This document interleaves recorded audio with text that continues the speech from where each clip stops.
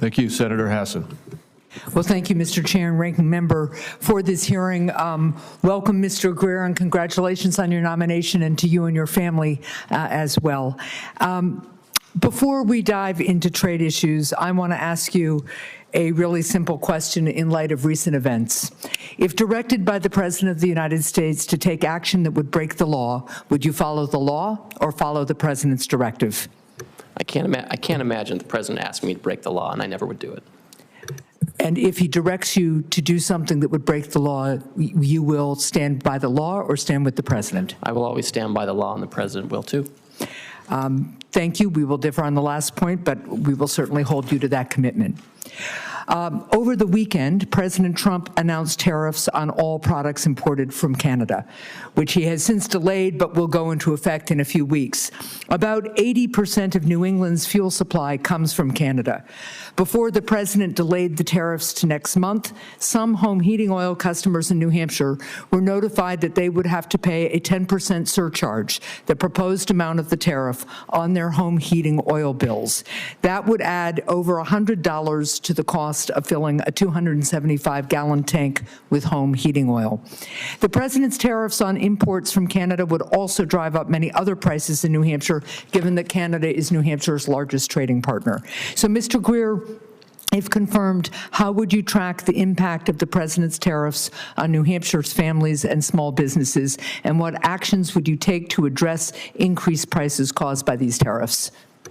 So, Senator, thank you for that question. And that's certainly something that I expect, if confirmed, not only the Office of the U.S. Trade Representative, but the Council on Economic Advisors and others would be looking closely at the economic effects of any measures taken to secure the national security of the United States. These are things where, it's hard to do this. How do we balance the cost of lives lost to fentanyl against other potential costs? And I know that's not what you're asking, but I need to watch You this do not have to talk to me about lives lost from fentanyl. I was governor of New Hampshire for 4 years. Right. I've been on the forefront of combating fentanyl in this body and in New Hampshire for a decade now, and we're actually making some progress, by the way, that was threatened by the OMB order that froze critical grants that were appropriated by this Article I body of the United States Constitution.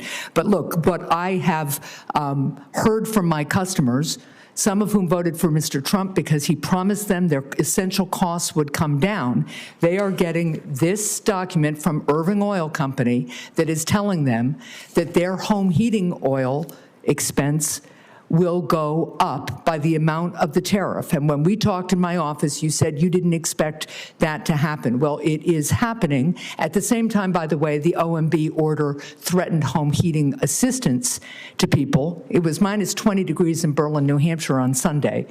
And between the tariff threat and the home heating oil freeze, people are really worried about being able to heat their homes. So what I want to know is, what will you do, if confirmed, to combat that increase in price caused by tariffs?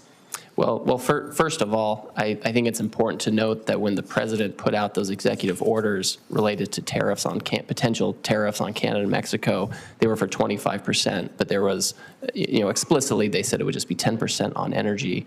I think what's important is, for my role, I want to make sure that I'm coordinating with Customs and Border Protection, Homeland Security, so I can understand where they are in negotiations with Canada, so that we can make sure that. So here's what we need at the northern border. We need, yes, more cooperation from Canada, although they have been good partners. We need a lot more border personnel from the United States government, and we need to take some other quick actions. But let me just remind you that $100 more for a family to fill their heating tank is a significant cost and may cause some real harm. And there are other ways to combat the security issues than you're talking about, than making people who are hardly making it through the winter pay $100 more for each tank of oil. Now let's turn to another issue. When we met in December, we discussed creating a hotline at the Office of the U.S. Trade Representative for small businesses to call to help navigate increased prices from tariffs. This hotline would also help help small businesses navigate any exclusion process set up by the administration. It's critical for the New Hampshire small businesses that any exclusion process be fair, transparent, and nonpartisan. Will you commit to working with me to create this small business hotline at USTR? I will. Yes, Senator. Thank you. I see my time is up. I'll submit my remaining question on outcompeting China, something I've worked on with Senator Cassidy for the record. Thank you.